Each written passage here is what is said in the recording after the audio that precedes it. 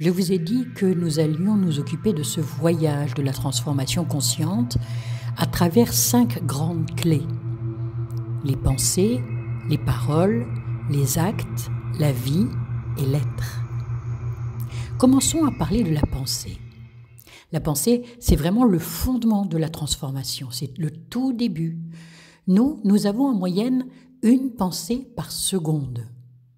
Si on réfléchit bien, ça nous fait environ 86 400 pensées par jour. Alors évidemment, nous ne sommes pas conscients de chacune d'entre elles. Elles sont un peu comme un flux électrique qui va activer nos neurones en permanence. Il est important de savoir que la pensée n'existe qu'à partir du moment où elle arrive dans le présent. Lorsque nous en sommes conscients, c'est un peu comme si elle nous disait « Tu veux jouer avec moi ?» Alors généralement, on plonge dedans et c'est parti pour un dialogue mental sans fin. Il n'est pas possible d'avoir une pensée d'hier ou une pensée de demain. En fait, dans le présent, on peut penser à ce qu'on a pensé hier ou on peut penser à demain, mais toujours dans le présent. Et ça met en lumière le flot constant du mental. Mais si ces pensées n'existent que dans l'instant présent, elles sont un peu comme des bulles qui apparaissent à la surface d'un océan silencieux. L'océan est toujours là, immuable, mais les bulles, elles, sont éphémères. Une pensée n'a pas de substance propre. C'est un peu une impulsion, une énergie qui émerge. Si on ne la fixe pas dans le présent, en posant notre attention dessus, elle disparaît comme si elle n'avait jamais existé. Mais lorsqu'on la fixe, en fait, on lui donne en quelque sorte une forme, on la solidifie et elle devient une réalité temporaire. Cette fixation, elle est liée à ce que je vous disais, au fait qu'on s'y identifie. Je suis cette pensée. Par exemple, si une pensée de peur surgit, l'esprit se dit « je suis en danger ». Mais si on observe cette pensée sans s'identifier à elle, simplement, alors, c'est une pensée de peur et qu'on la laisse passer, elle perd son pouvoir. En fait, nos pensées sont un peu comme les architectes silencieux de notre réalité. Ce sont elles qui façonnent notre perception du monde, ce sont elles qui influencent nos émotions, ce sont elles qui guident nos actions. Et chaque pensée, qu'elle soit consciente ou inconsciente, porte une vibration qui va affecter notre état intérieur et bien sûr, par conséquent, la vie que nous construisons. Comprendre et maîtriser ce processus est vraiment le premier pas vers une transformation consciente et véritable. Mais qu'en est-il des pensées qui nous retiennent? Qu'en est-il des pensées qui vont limiter notre élan? Ces pensées limitantes qui sont souvent enracinées dans des croyances, certaines héritées des expériences du passé, et qui agissent un peu comme des murs invisibles. Souvent, elles se manifestent sous la forme de jugements intérieurs, ou bien encore de doutes, ou bien des scénarios répétitifs. Et pour apprendre à les repérer, il faut cultiver une attention subtile. Alors, je te propose de réfléchir à ces quelques questions. Quels sont les discours récurrents que tu as dans ton esprit? Ou, dans quelle partie du corps ressens-tu un blocage ou une tension dès que tu envisages un changement? Ces indices vont révéler les pensées qui demandent à être observées, à être comprises et à être libérées. La pensée, le point de départ de l'alignement. Être aligné dans un sens profond signifie être en harmonie entre notre corps, notre esprit et notre essence véritable. La pensée, lorsqu'elle est consciemment observée et dirigée, est un peu comme un véhicule, comme une voiture qui nous guide vers cet alignement. Voilà comment cela pourrait se dérouler. La première étape, c'est de prendre conscience des pensées plutôt que d'être emporté par elles. On va les observer.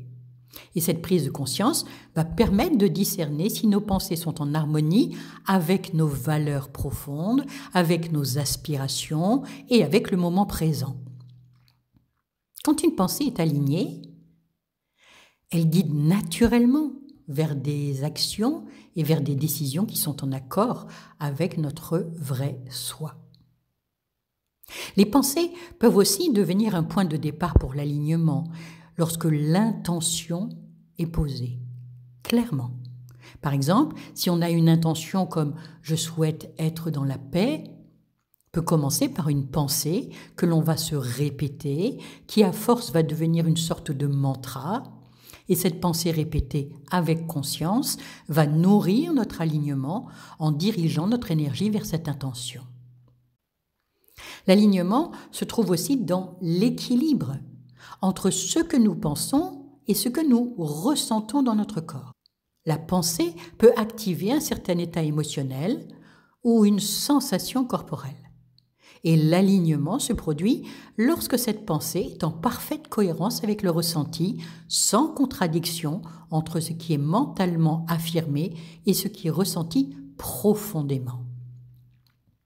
Une pensée qui vient d'un espace d'authenticité et non de la peur ou du conditionnement va créer cet équilibre. Une pensée alignée, c'est aussi une pensée qui émane du cœur plutôt que du mental, qui lui est perturbé par des désirs ou par des peurs. Et l'alignement devient possible quand le mental ne s'accroche plus à des pensées liées au passé ou à l'avenir. Lorsque ces pensées se mettent au service d'une vision claire, orientée vers un bien-être plus grand. Une pensée calme, paisible, qui ne fait pas barrage à l'intuition, ni à la guidance intérieure, est souvent un signe d'alignement. Les pensées peuvent être utilisées comme un outil pour recentrer l'énergie. Par exemple, lorsque des pensées sont perturbatrices, elles surgissent et c'est un signal que l'alignement a été temporairement perdu. Quand on les observe, quand on les réoriente consciemment vers des affirmations positives, ou bien même des pensées de gratitude, alors on ramène doucement l'esprit à un état aligné. Pour ce faire, il y a des outils qui sont très pratiques et incontournables, comme par exemple le travail de la pleine conscience. On apprendra cela. Et en apprenant à observer le mental, sans s'y identifier, on va créer un espace de clarté. Alors, je vous propose de prendre quelques instants chaque jour pour observer vos pensées sans les juger, comme si vous regardiez des nuages passer dans le ciel. Observez les thèmes qui reviennent le plus souvent. Demandez-vous, cette pensée, est-ce qu'elle m'élève ou est-ce qu'elle me limite ? Si elle vous limite, essayez de la reformuler d'une manière plus constructive. Vous pourrez aussi pratiquer la respiration consciente. À chaque inspiration, vous imaginez que vous accueillez la lumière de la clarté et à chaque expiration, vous relâchez les pensées qui ne vous servent plus. En cultivant cette présence à vos pensées, vous allez découvrir que vos pensées ne vous définissent pas.